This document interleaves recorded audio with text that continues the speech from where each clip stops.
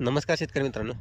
तर आजचा विषय काय आहे, तर आपण जो शेवगा लावला होता, तर त्या शेवग्याला असे फुलं आणि कळ्या यायला चालू झाल्या आहेत. तर याचा विषय काय आहे, जर आपण याचं जर म्हणजे फुलकळी ठेवली, तर आपली झाडाची साईज जी आहे ती लहान आहे अजून. आता याच्यामध्ये हे झाड आहे, परत हे झाड आहे. आता याला यात पाहू शकता आपण असे फुलकळ्या आलेल्या आहेत. असे सर्व झाडाला आहेत. इकडं बी तसंच झालं, इथं पण आलेलं आहे.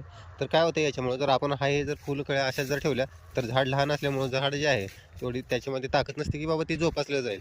त्याच्यामुळं काय होतं, झाडं म्हणजे एक प्रकारे कुपोषित झाल्यासारखं होतं. आपल्याला फक्त काय करायचं, झाड व्यवस्थित चांगल्या रीतीने सांभाळायचं आहे. त्याच्यामुळं काय होईल, परत ज्या आपली बाग आहे किंवा जो प्लॉट आहे तो व्यवस्थितरित्या सेटल होते व पुढच्या वेळेस उत्पादनामध्ये आपल्याला कमी येत नाही. तर असे जे लहान लहान आहे हे आपण काय करायचं, आता काढून टाकायचं. आता हे सहज हाताने जरी कट केलं तर निघून जाते.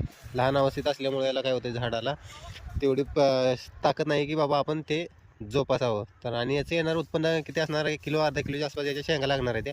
आणि ते आपल्याला परवडण्यासारख्या नाहीत. आणि याचं कसं आहे, लहान झाड असल्यामुळे याचे फांद्या परत ज्यावेळेस ओझं होईल शेंगाचं त्यावेळेस त्या तुटून पडणार आहे. त्याच्यामुळे हा असा जर कोणाच्या बागेत मोहर आला असेल लहान झाडांना, तर तो शक्यतो काढण्याचा प्रयत्न करा.